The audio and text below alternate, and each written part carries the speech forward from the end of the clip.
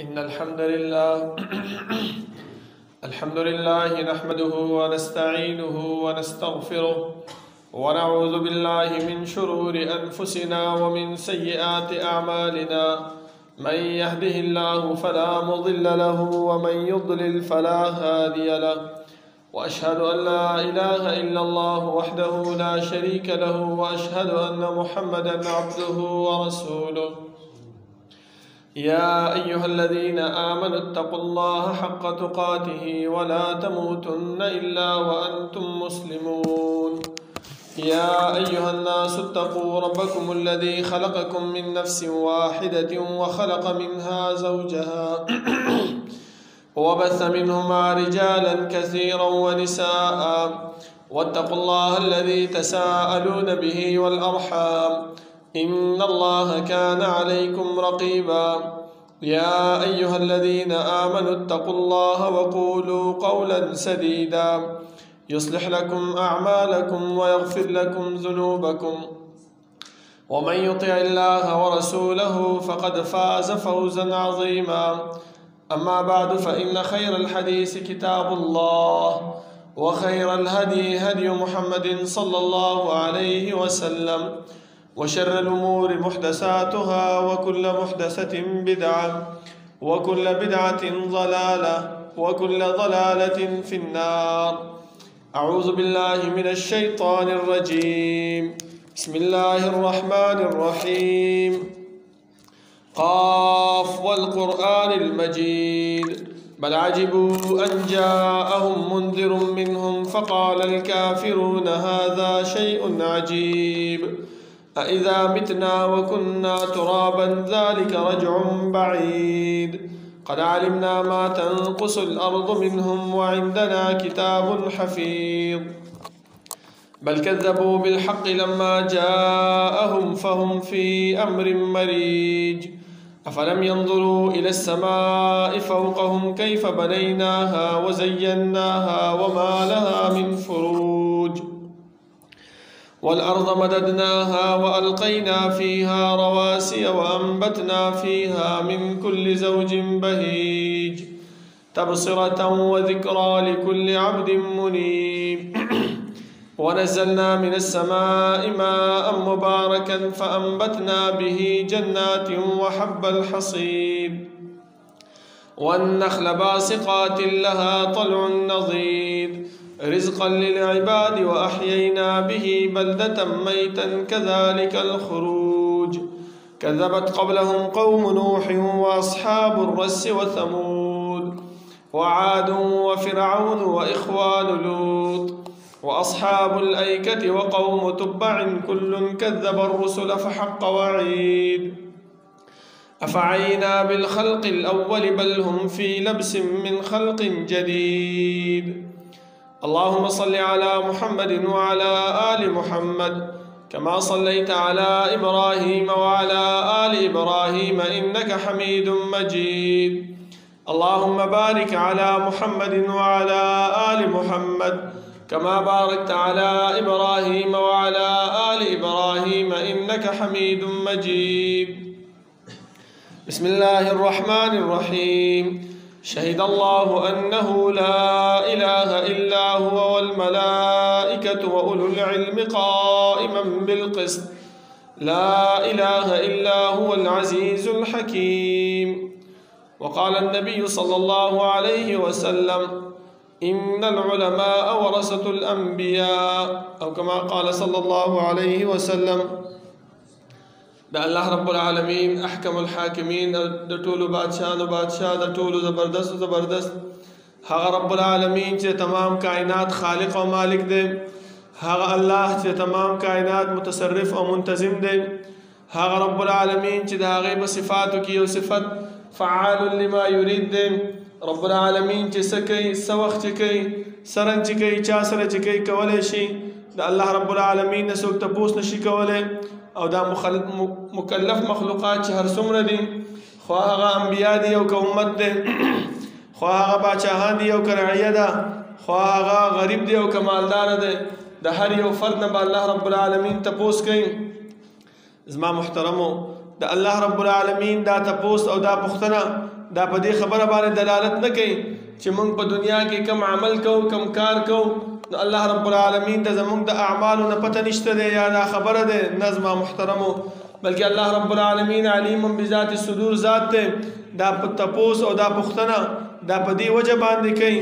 دا کرامن کاتبین چې موږ سره مقرر کړي دي دا د وجه نه مقرر کړي دي چې سبا دا انسان د خپل اعمالو نه منکر نشي ځکه الله رب العالمین دا خبره موږ ته بیان کړې ده په قران کریم کې چې کله یو مشرک بنده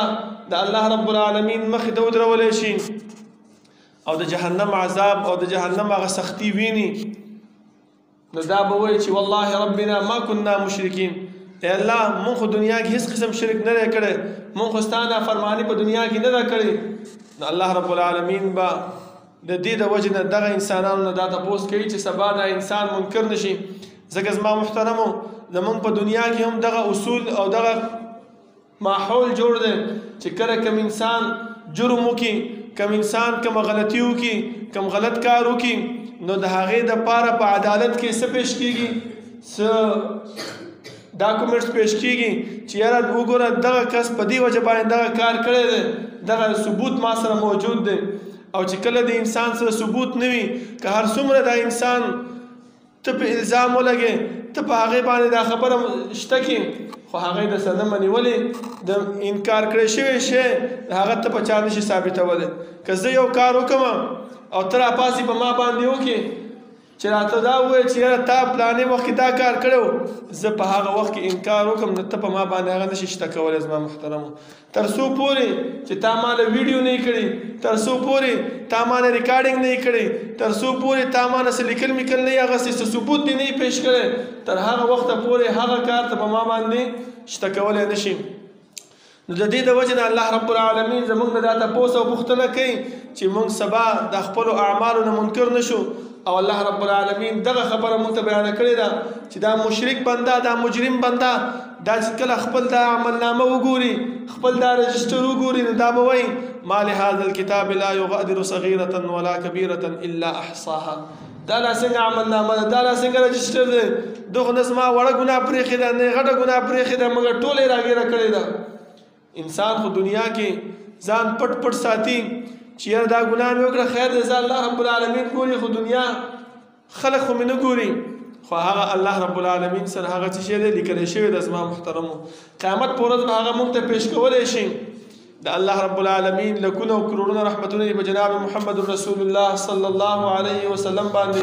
چې هغه موږ ته د الله رب العالمین ذات او صفات د الله اسماء او احکام راته ښودلي دي او هغه لارې او هغه طریقې هم راته ښودلي دي چې په هغې باندې عمل کولو سره موږ د الله رب العالمین رضا او د الله جنت پې حاصلولی شو او هغه لارې او هغه طریقې هم راته ښودلي دي چې په هغې باندې اجتناب سره د هغې نه ځان ساتلو سره موږ د الله رب العالمین د قهر او د الله د غضب نه بچ کېږو زما محترمو الله رب العالمین چې موږ د دنیا کې پیدا کړي یو نو زمونږ د پیدایش مقصد دا مهمل او بیکاره نه زما محترمو بلکې الله رب العالمین موږ د دنیا ته د خپل عبادت دپاره رالیږلي یو لکه چې الله رب العالمین فرمایي وما خلقت الجن والانس الا ليعبدون ما دا انسانان او پیریان نه دي پیدا کړي مګر خپل عبادت دپاره نو اوس دلته انسان په زړه کې دا سوال راځي چې یاره الله موږ پیدا کړلو عبادت دپاره نو دا عبادت به موږ د چا په طریقه باندې به کوو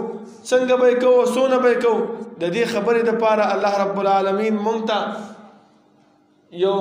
استازی یو رهنما یو قائد راولېږلو چې راته دا خبره وښیي چې یاره انسانه ته چې د دنیا ته راغلی د عبادت دپاره دا عبادت به په دې طریقه باندې به کې دا عبادت به دومره کې دغه شانتې به یې کې نو هله به الله رب العالمین ستا دا عبادت قبلوي چې کله الله رب العالمین په آخره کې جناب محمد رسول الله صلی الله علیه وسلم راولېږلو نو هغه موږ د جهالت او د شرک د تیارو نه ویستلو ځکه الله رب العالمین موږ ته فرمایي اذ کنتم اعداء فالف بین قلوبکم فاصبحتم بنعمته اخوانا وکنتم على شفا حفرة من النار فانقذکم منها خپل منځ کې تاسو دشمني کوله دشمنان وئ او الله رب العالمین تاسو د دې پیغمبر په وجه باندې د جهنم د غاړې نه راویستلی ځکه موږ د جهنم په غاړه باندې ولاړو بس صرف راخوېدل او دیکه غوښتله چې موږ جهنم کې وغورځېږو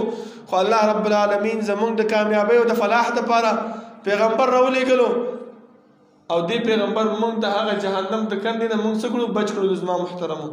هغه څنګه یې بچ کړلو هغه د الله رب العالمین او د پیغمبر صلی الله علیه وسلم د ښودلی شوي وحي د هغو د ښودلی شوي دین د هغو د ښودلی شوي شریعت باندې د عمل کولو سره مونږ د الله رب العالمین کوم جهنم چې د مشرکینو او د نافرمانو بندګانو دپاره تیار کړی د هغې نه به بچ کېږو زما محترمو خو چې کله انسان په هغې باندې عمل وکړي هغې باندې ځان پوه کړي نو هله به موږ د هغې نه بچ کېږو اوس دغه خبره ده چې پیغمبر خو په دنیا کې نشته دی نه صحابه کرام شته دی نه موږ به د چا تابعداري کوو چا پسې به ځو الله رب العالمین موږ ته فرمایي چې واولو العلم قائما بالقسط چا پسې به ځي هغه کسانو پسې چې هغه خاوندان د علم دي او په انصاف باندې ولاړ دي نن سبا دنیا کې تاسې علما پیدا شوي دي چې هغه خلک غلط طرف ته بوزي او الله رب العالمین مونږ ته فرمایي چې د کوم عالم خبره به مني هغه عالم چې هغه انصاف پرست دی انصاف باندې ولاړ دی ځکه د داسې عالم خبره د داسې عالم گواهی هغه الله رب العالمین د ملائکو سره ورکړې ده نو چې الله رب العالمین داسې عالم ملائکو سره برابر کړلو نو داسې عالم خبره به انسان اله مني نو کامیابیږي به چې نه مني نو هغه بیا ناکامه دی زما محترمو نن سبا مونږ څه کوو مونږ ځان د دې علماو نه رستو کړی دی او الټه راپاسېږو دې علماو پسې خبرې کوو د دې علماو بد رد وایو د دې علماو سپکاوی کوو نه زما محترمو رسول الله صلی الله علیه وسلم مونږ ته دغه خبره بیان کړې ده چې وان العلماء ورثة الانبیاء علما چې کوم دي هغه څه دي د انبیاء وارثان دي او انبیاء دیو چې دینو مال او دولت پسې نه وتلي چې دنیا ته راغلی وی چې یاره څه کاروبار به وکړم دنیا ته راغلی دی چې یاره څه ګټه به وکړم خپل ځان له پیسې جوړې کړم بنګله به جوړه کړم موټر به واخلم نه نه زما محترمو انبیا د دې خبرې پسې نه راغلي ځکه تاسو وګورئ مشرکین چې د رسول الله صلی الله علیه وسلم نه دا تپوس وکړو چې که ته د الله پیغمبر یې نو ته موږ ته داسې یو نښه وښایه ته خو غریب سړی کور کې چې کوم دی نو چوله نه لګي کور کې د خوراک درک دی نه لګي او ته وایې زه د الله پیغمبر یم پکار دی چې د الله پیغمبر وې ستا چې دی نو بنګلې وې ستا چې دی نو د احد د غر عمره چې دی نو څه وې سره زر وې مال او دولت دی وې نو الله به موږ ستا تابعداري کړې وې یا ته داسې وکړه چې یو ښایسته غوندې باغ راوړه او په باغ کې چینه بوځه نو موږ به پوه شو چې یاره دغه ځمکه د ده ده دا باغ د ده دی دا مالداره سړی دی نو الله به موږ ستا دا خبره ومنو زما محترمو رسول الله صلی الله علیه وسلم خپل فرمایي چې وان العلماء ورثة الانبیاء وان الانبیاء لم يورثوا دینارا ولا درهما انما ورثوا العلم انبیاء چې دینو مال او دولت نه دی په میراث کې پرېښی بلکې انبیاء څه پرېښی دی علم یې پرېښی دی ځکه ابو هریره رضی الله عنه یو ورځ په بازار ته لاړو او بازار کې دا آواز یې وکړو چې ای تاجرانو ای دکاندارانو تاسو دلته په خپل دکاندارۍ کې مصروفه یې خپل تجارت کې مصروفه یې اغستلو او خرڅولو کې مصروفه یې راشئ مسجد نبوي کې د رسول الله صلی الله علیه وسلم میراث تقسیمیږي موږ خو لالچیان یو انسانان ټول لالچیان دي هغه په منډه منډه راځي چې د رسول الله صلی الله علیه وسلم میراث تقسیمیږي هغو ذهن کې دا و چې پیسه به وي مال او دولت به وي ځمکه به وي نور خوا دېخوا شیونه به وي نو زه دا به موږ ته میلاو شي نو د ښه به مالداره شو چې د رسول الله صلی الله علیه وسلم جماعت ته رالل او چې وی کتل خلک ناست دي حلقې جوړې کړې دي علم تقسیمیږي د علم بیانونه کېږي خلکو د علم ښودلی کېږي احادیث بیانېږي هغه دکاندارانو تپوس وکړو چې ابو هریره کوم دی د رسول الله صلی الله علیه وسلم میراث هغه ورته ویل د رسول الله میراث او همدغه دی بیا یې دغه حدیث ولوستو چې ان الانبیاء لم یورثوا دینارا ولا درهما انما ورثوا العلم دغه علم د دیو دی خو نن سبا زما محترمو په دې خبره باندې ځان پوه کړئ چې یو خو علمای سودي او بل علمای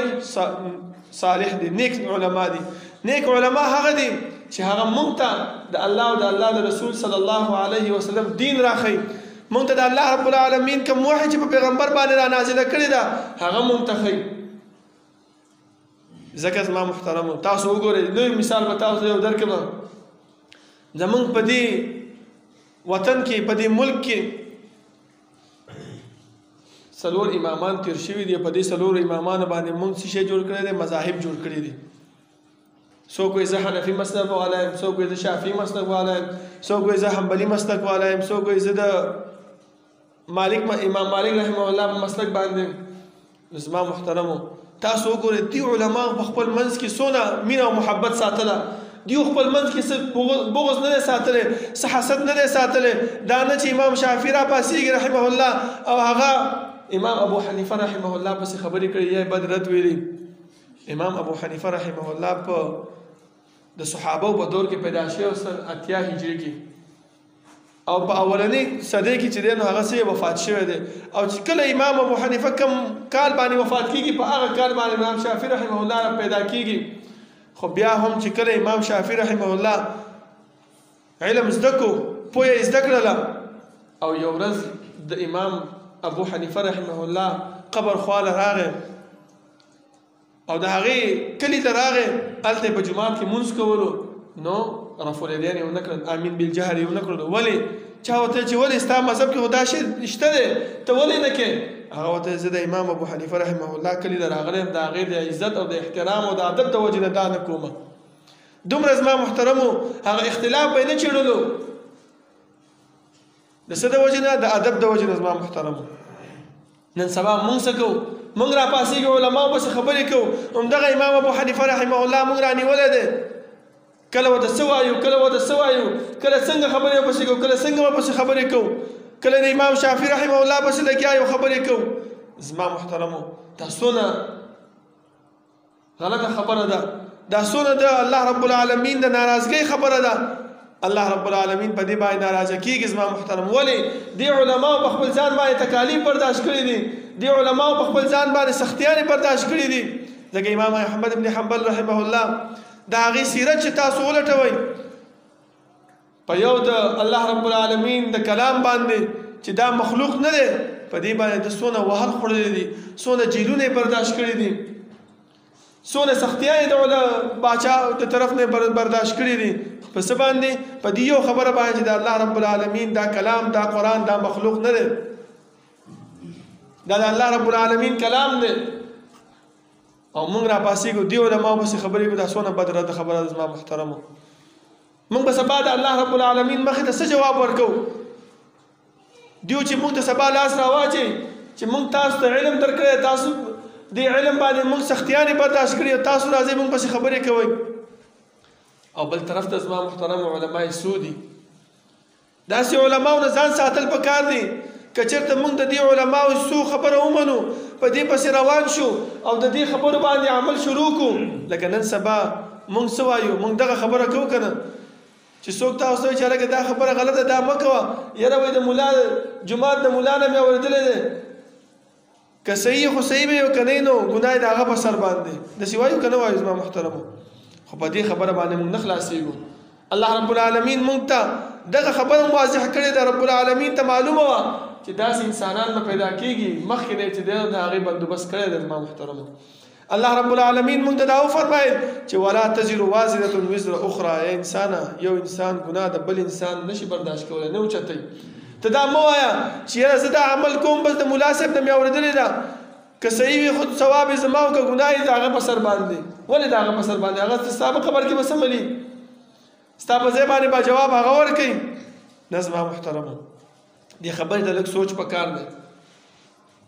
او الله رب العالمین دغه خبره مونږ ته بیان کړې چې سبا بیا د قیامت په ورځ باندې مونږ دا ارمان کوو انا اطعنا سادتنا وکبراءنا فاضلونا السبیل. ای الله څه خو نوم خبره مې سړی ومه جومات ته به چې لاړم ملا صاحب به درس وکړو، ملا صاحب به خبرې بیانې کړلې، ما به د هغې خبره ومنله. بهر به چې راته یو مدرسې طالب العلم به راته وویلې چې مشره دا خبره داسې نه ده داسې ده، ما به ورته څه ویلې دې ته وګوره پرون مدرسې نه فارغ شو نن ما ته مسلې بیانې، ما د جومات د امام نه دغه خبره اورېدلې ده، زه بیا عمل کوم که صحیح به یو که غلط و نو د هغه په سر باندې ګناه ده. بیا به مونږ د قیامت پر دا ارمان کوو چې الله دنیا کې خو مې د دې ملا خبره منلې وه، د دې مفتي صاحب خبره مې منلې وه، فاضلون السبیل. الله زه خو د سمې لارې نه ګمراه کړم. نو الله به ورته څه وایي اوس خو سم نه کېږي. موږ به بیا دا چغې وایو چې ربنا آتهم ضعفین من العذاب ولعنهم لعنا کبیرا. ای الله کوم عذاب چې ما له راکې د ما د سخت عذاب دی مولا له ورکه، دی مفتي صاحب له ورکه چې زما دا ګوګل پېښ شي، زما دا زړه پېښ شي. بیا به دغه مولیان موږ د څه وایي؟ اسم اوس نه کېږي. ان الله قد حکم بین العباد. راځه الله رب العالمین په بندګانو باندې چې دی نو فیصله کړې ده، راځه دواړه یو ځای سوځېږو. شیطان هم بیا موږ ته دا وایي چې فلا تلوموني ولوموا انفسکم، ما مه ملامتوئ، خپل ځان ملامته کړه. ما خو به صرف تا د یو اشاره درکړله چې دا کار داسې نه داسې وکړه، به ته به په منډه باندې ما خواله به رالې. ولې الله رب العالمین قرآن نه و رالیږلی، الله رب العالمین پیغمبر نه و رالیږلی. نو زما محترم بیا به موږ څه جواب ورکول ته؟ دغه جهنم بیا زموږ ځای ګرځېږي. نو داسې علماو نه ځان ساتل پکار دی زما محترمو. لا دا څه کې نن سبا داسې علما پیدا شوي دي، خاص کر زموږ په دې پېښور کې، چې هغو د مونځ نه انکار کوي او دا خبره بیانوي دي عوامو ته چې مونځ دا په اسلام کې څه حیثیت نه لري. ولی رسول الله صلی الله علیه وسلم د غزوه خندق په موقع باندې وی 3 منځونه قصدن عمدن پریخي وي. د رسول الله صلی الله علیه وسلم باندې دومره غټ دروغ تړي او پیغمبر فرمایي چې من کذب علی متعمدا فليتبوأ مقعده من النار. څوک چې په ما باندې دروغ تړي په جهنم کې ځان له ځای پیدا کړی دی. هغه زما محترمو او هغه څه وایي دغه خبره کوي چې رسول الله صلی الله علیه وسلم 3 منځونه قصدن پریښي وو. دا څنګه پریښي وو محترمو؟ زما په دې خبره باندې اول ځان پوهه کوي چې الله رب العالمین مونږ ته دغه خبره کوي چې د کلمه طیبې نه بعد دویم اصل دویم قانون هغه مونځ دی، چې د انسان پیژندنه، د مسلمان پیژندنه، د مؤمن پیژندنه هغه چې کېږي نو په مونځ باندې کېږي. او الله رب العالمین فرمایي چې یا ایها الذین آمنوا. او ګورئ اولنی قانون او اولنی اصول چې الله یې دی هغه ایمان یې دی، چې ایمان دې راوړو مونځ دې قبلېږي، ایمان دې راوړو هر عمل دې قبلېږي، ایمان دې راوړو عمره دې قبلېږي، ایمان دې راوړو حج دې قبلېږي، نور نیک اعمال دې قبلېږي، معاملات دې قبلېږي. خو دویم بیا څه شی دی؟ استعینوا بالصبر والصلاة. مدد وغواړئ د الله نه په صبر سره، په مانځه سره. بل ځکه الله رب العالمین فرمایي چې دا منځ دا د انسان د نجات ذریعہ ده. زما محترمو رسول الله صلی الله علیه وسلم مونږ ته فرمایي چې د مؤمن او د کافر منځ کې فرق ګورئ. نو منځ وګورئ چې دا انسان منځ کوي دا مؤمن دی، که منځ نه کوي نو دا کافر دی. او مونږ ته دغه علما څه فرمایي چې منځ په اسلام کې څه حیثیت نه لري. رسول الله صلی الله علیه وسلم به دغه منځ کولو، صحابه به تپوس وکړو چې دا الله رسوله الله رب العالمین تا ته مخکینی رسولې ټول ګناهونه معاف کړي، ته ولې ځان ستړی کې دا پنډۍ مبارکې په ولاړه دی وپړسولې؟ هغه ورته څه فرمایي؟ دا ورته ونه وایي چې یاره بس صحیح ده نه به کوم، د منځ خو څه حیثیت نشته دی، نه بلکې څه ورته وایي؟ افلا اکون عبدا شکورا. ای زه د الله رب العالمین شکرګزار بنده نشم چې الله ما باندې دومره احسان کړی، دومره مهرباني را باندې کړې ده، زه د الله شکرګزار بنده نشم؟ زما محترمو د داسې علماو نه ځان ساتل پکار دی. معراج باندې چې کله رسول الله صلی الله علیه وسلم لاړو 2 تحفې الله رب العالمین ورکړلې. یو سورة فاتحه، سورة بقره آخري 2 آیاتونه، او منځ ولا په تحفه کې ورکړل. ما محترمه څو منځونه ورکړل؟ که د اسلام کې د منځ حیثیت نه وي نو ولې منځ ولا په تحفه کې ورکولو؟ تر دې پورې چې الله رب العالمین مونږ ته دغه خبره وکړه چې انسان ستا مازغه کار نه کوي، تا نشه کړې ده، تا بل څه کړي دي، ستا سوچ بدل دی، تا ټینشن اخیستی، نو ته مانځه نه مراده لا تقربوا الصلاة وانتم سکارا، مانځه ته نږدې کېږه. او دغه علما مونږ څه فرمایي؟ دا ځان ته عالم وایي. زه خو وایم چې داسې سړي ته عالم ویل هم نه دي پکار. زما محترمو چې دا امیان، دا عوام الناس، دا د الله رب العالمین د دین نه، د الله رب العالمین د شریعت نه هغه په ډډه کوي. زما محترمو رسول الله صلی الله علیه وسلم چې کله په غزوه خندق کې دا منځونه پریخیو په څه وجه باندې پریخیو محترمو دغه علت خو لږ معلوم کړئ که نه بس ته به دغه دلیل نه دی چې پیغمبر دا منځونه پریخیو پریخي نه زما محترمو وروستو قضایي د هغې کړې ده خو ولې پریخیو چې هغه خندقونه یې کنستل د غزوه خندق په موقع باندې جهادي کمانډرو زموږ پیغمبر د جهادي امیرو زموږ پیغمبر زما محترمو هغه چې دی نو په دغه وخت کې خپله لګیا دی نفس په نفیس لګیا دی او لږه په ځان باندې تېروي تنده په ځان باندې تېروي او د دې دین د دې اسلام خدمت کوي د دې پالنه کوي د دې حفاظت کوي یو صحابي راغی او ته د الله رسول ډېر وږی یم ټول صحابه وږي دي او دا وګوره لمن یې اوچته کړه او ته یې وښوده وګوره د الله رسول یو کاڼی هم تړلی دی زمونږ خوږ نبي پیغمبر ته وګورئ هغه خپل لمن اوچته کړه تا یو تړلی ما دوه تړلی دي دغه زمونږ د صحابه دغه زمونږ د پیغمبر حال خو مونځ دې پاتې شو بیا چې کله دی نه اوزګار شو عمر رضی الله عنه ورته فرمایي چې د الله رسول انا خو مازدیګر مونځ پاتې شوی دی پیغمبر ورته چې مونږ نه هم پاتې شوی دی د ماښام ټیم و اول یې د مازدیګر وکړو بیا یې د ماښام وکړو او دغه خبره یې وکړه چې ملأ الله قبورهم وبیوتهم نارا شغلونا عن صلاة الوسطى الله رب العالمین د دې کافرو کورونه او قبرونه په اور باندې ډک کړي دیو مونږ د مازدیګر لمونځ نه څه کوم مشغوله کړو که چېرته دیو به مونږ باندې حمله نه کوله مونږ به ولې دا خندقونه کنستی مونږ نه به ولې دا لمونځ پاتې کېدلی او دغه علما یې څه فرمایي دیو دا وایي چې د مانځه حیثیت نشته دی زه نه یم خبر چې د مانځه حیثیت نور څنګه زما محترمو رسول الله صلی الله علیه وسلم دغه خبره فرمایي چې کوم انسان باندې مشکل راشي کوم انسان باندې تکلیف راشي نو دې انسان ته پکار دی چې هغه څه وکړي جومات ته راشي الله رب العالمین د سر به سجود شي او الله رب العالمین نه وغواړي نو الله رب العالمین د هغه مسله د هغه مشکل هغه حل کوي زما محترمو نو ما دا خبره کوله چې یو علماء سودي او یو علماء صالح دي د علماء صالح خبره منل پکار دي د هغې پسې خبرې نه دي کول د هغې بې عزتي نه ده کول پکار د هغې بې ادبي نه ده کول پکار ولې هغې موږ د دین کما حقه را رسولی دی انسان د غلطي د هر چا نه کېږي معصومین څوک نه دي زما محترمو خو زه دا نه وایم چې تاسو د علماو خبره مه منئ د علماو بیانونه مه اورئ نه واورئ خو څه وکئ وروسته بیا د هغې خبره د رسول الله صلی الله علیه وسلم د خبرې سره وتلئ چې آیا د څونه رښتیا ویلي دي او څونه یې پکې دروغ ویلي دي چې سبا بیا موږ دغه ارمان ونه کړو چې انا اطعنا سادتنا وکبراءنا فاضلونا السبیلا زما محترمو الله رب العالمین نه دعا ده چې رب العالمین دې موږ د داسې علما څونه وساتي چې موږ د علم نه موږ د دین نه موږ د اسلام نه او موږ د خاص کر د مونځ نه لرې کوي چې اسلام کې د مونځ حیثیت نشته دی اقول قولي هذا واستغفر الله لي ولكم ولسائر المسلمين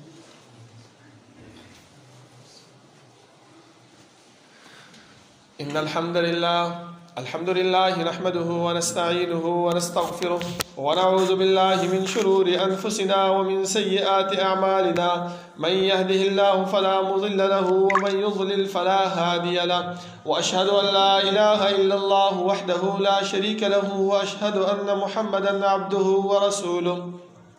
يا أيها الذين آمنوا اتقوا الله حق تقاته ولا تموتن إلا وأنتم مسلمون يا أيها الناس اتقوا ربكم الذي خلقكم من نفس واحدة وخلق منها زوجها وبث منهما رجالا كثيرا ونساء واتقوا الله الذي تساءلون به والأرحام إن الله كان عليكم رقيبا يا أيها الذين آمنوا اتقوا الله وقولوا قولا سديدا يصلح لكم أعمالكم ويغفر لكم ذنوبكم ومن يطع الله ورسوله فقد فاز فوزا عظيما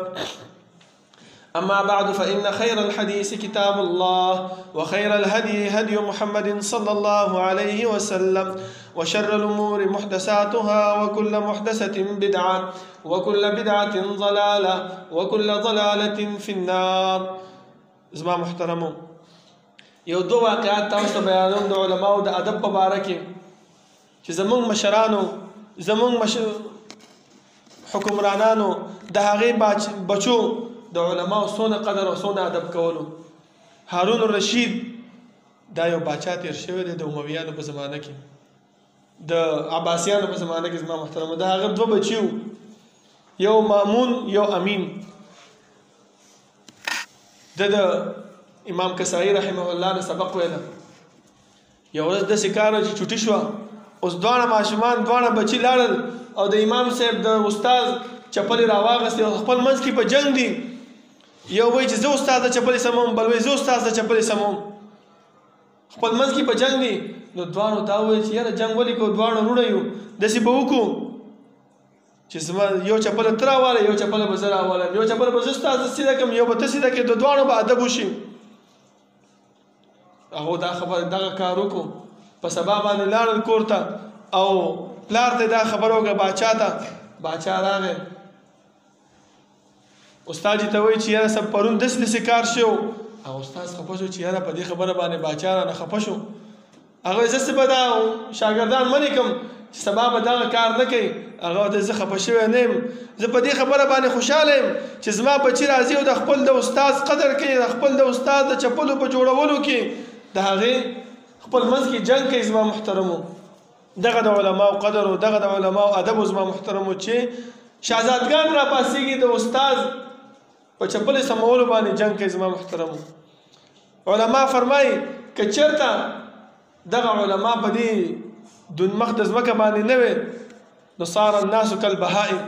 دا خلک به په شان د څه د ډنګرو به او د چارپایانو به ځکه علم به ورته معلوم نه و په دین باندې به خبر نه و لکه څنګه چې دا ډنګر چارپایان کله یو ځای باندې ځي سریږي کله بل ځای باندې ځي سریږي نو دغه شان به دا انسانان به مزما څه به چې په زړه کې راتلل هغه به یې کول نو خبره دا ده چې د خپل د علماو قدر پکار دی د خپل د علماو عزت پکار دی خو په دې علماو کې فرق پکار دی داسې نه چې موږ دغه خبره وکړو چې یاره بس عالم صاحب قدر پکار دی عالم صاحب چې څه خبره کوي په هغې باندې به عمل نه وسلم نه وي که صحیح وه زما ثواب دی او که غلطه وه ګناه د هغه په سر باندې نه زما محترم په دې موږ نه خلاصېږو د هغې دا خبره به راخلو او د پیغمبر صلی الله علیه وسلم د خبرې سره به تلو اوس موږ ته څه پته ده چې دغه مسله چې د امام صاحب بیانه کړله دا د پیغمبر په حدیثو کې د الله رب العالمین په قرآن کې موجود ده او که نه ده نو موږ به دغه عالم صاحب ته وایو چې مولا تا دا مسله ما ته بیانه کړه په دې مسله باندې د الله رسول صلی الله علیه وسلم کومه حدیث شته د هغې کوم مسله پې شته دی لکه د امام ابو حنیفه رحمه الله دوه شاګردانو صاحبین امام محمد او امام یوسف رحمهم الله په ډیرو مسایلو کې تاسو وګورئ د خپل استاد نه خلاف کړی دی استاد ورته یو خبره کوي دا ورته وایي چې نه استاد ستا دا خبره په دې حدیث باندې غلطه ده دا خبره موږ درسره نه منو ولې شاګردانو پکار دی چې استاد خبره یې منلی وی خو نه استاد خبره یې وروستو کړه د پیغمبر په خبره باندې د پکار دا دی چې موږ کم عمل کوو کومه خبره چې د عالم نه اورو اول خو خپله جانچ پړتال د پیغمبر صلی الله علیه وسلم د حدیثو سره وکړو او که چېرته داسې نه وي نو هغه امام صاحب نه دغه مفتي صاحب نه دغه عالم صاحب نه تپوس وکړو چې ملا صاحب تا دا خبره وکړله د الله حکم پکې څونه دی د پیغمبر حکم پکې څونه دی هغې سره سمون خوري او که نه خوري لکه وګورئ زما محترمو ما تاسو ته مثال بیان کړلو چې دغه عالم څه وایي حدیث د رسول الله پیش کوي چې د الله رسول صلی الله علیه وسلم 3 منځونه قصدن پریښي دي خو دا وروسته مخکې نه بیانوي چې ولې پریښي دي په څه وجه باندې نه پاتې شوي وو وروسته یې ادا کړي دي که نه دي ادا کړي دا خبرې نه بیانوي خو چې کوم هغه ضرري خبره ده هغه د عوامو ته بیانوي عوام د څه کوي د الله د دین او د الله د وحی نه وروستو کوي زما محترمو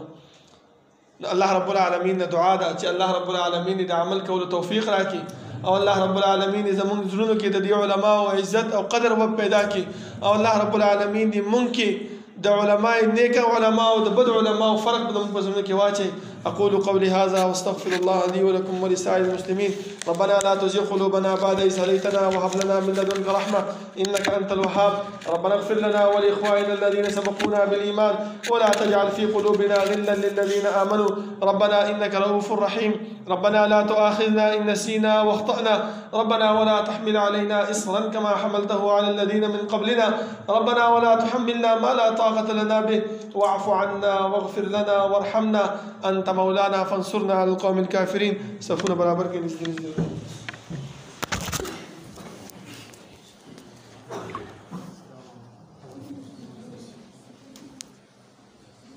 الله أكبر الله أكبر أشهد أن لا إله إلا الله أشهد أن محمدا رسول الله حي على الصلاة حي على الفلاح قد قامت الصلاة قد قامت الصلاة الله أكبر لا إله إلا الله. سووا أقيموا صلاتكم واعتدلوا فذكر كمان كنا كنا يجدين يجدون لي يكتون ما نسكين صف خيال وساتي. الله أكبر.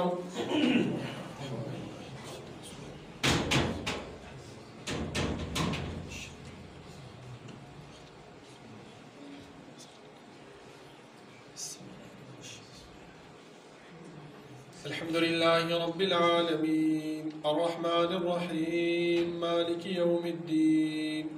إياك نعبد وإياك نستعين اهدنا الصراط المستقيم صراط الذين أنعمت عليهم غير المغضوب عليهم ولا الضالين آمين. سبح اسم ربك الأعلى الذي خلق فسوى والذي قدر فهدى والذي أخرج المرعى فجعله غثاء أحوى سنقرئك فلا تنسى إلا ما شاء الله إنه يعلم الجهر وما يخفى ونيسرك لليسرى فذكر إن نفعت الذكرى سيذكر من يخشى ويتجنبها الأشقى الذي يصلى النار الكبرى ثم لا يموت فيها ولا يحيا قد أفلح من تزكى وذكر اسم ربه فصلى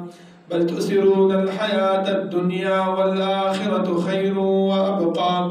إن هذا لفي الصحف الأولى صحف إبراهيم وموسى. الله أكبر.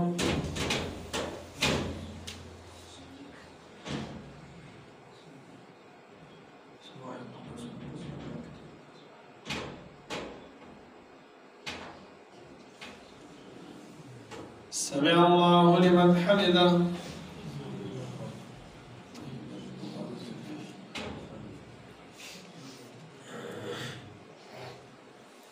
الله أكبر.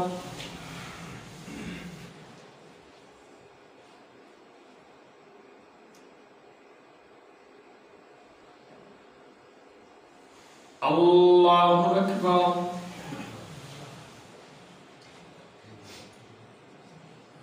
الله أكبر.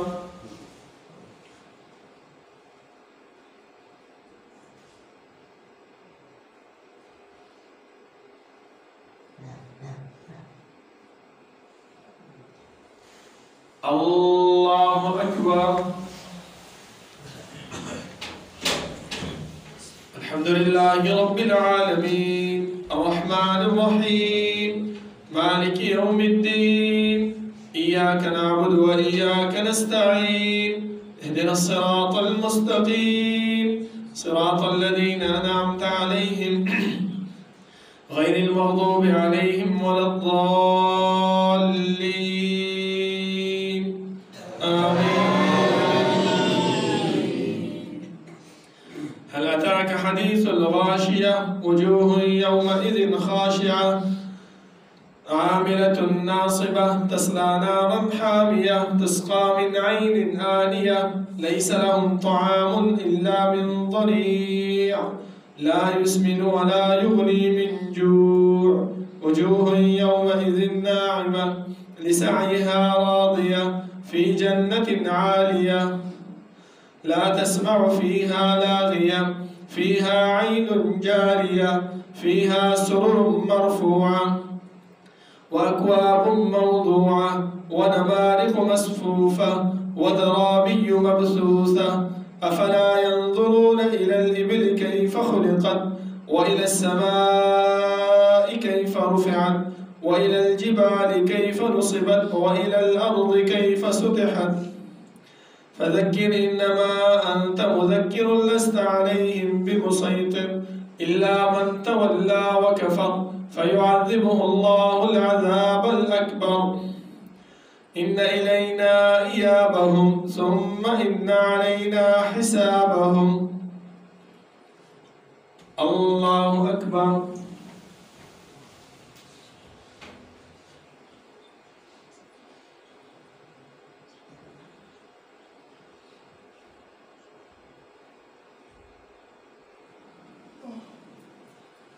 سمع الله لمن حمده.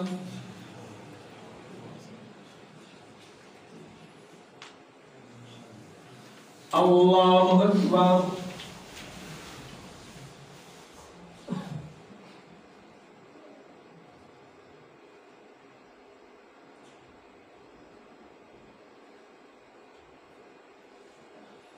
الله أكبر.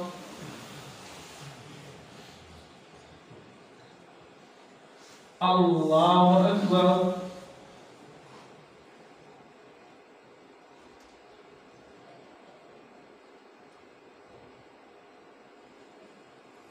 الله أكبر.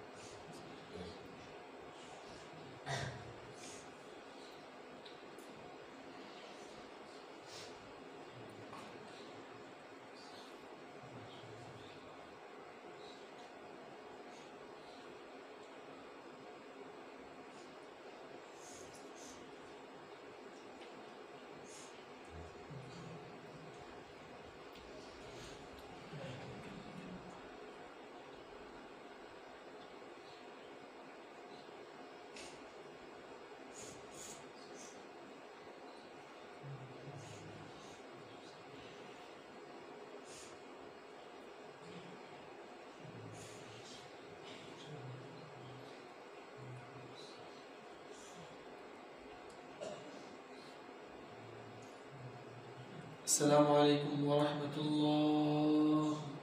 السلام عليكم ورحمة الله. الله أكبر. أستغفر الله. أستغفر الله. أستغفر الله. اللهم أنت السلام وأنت السلام.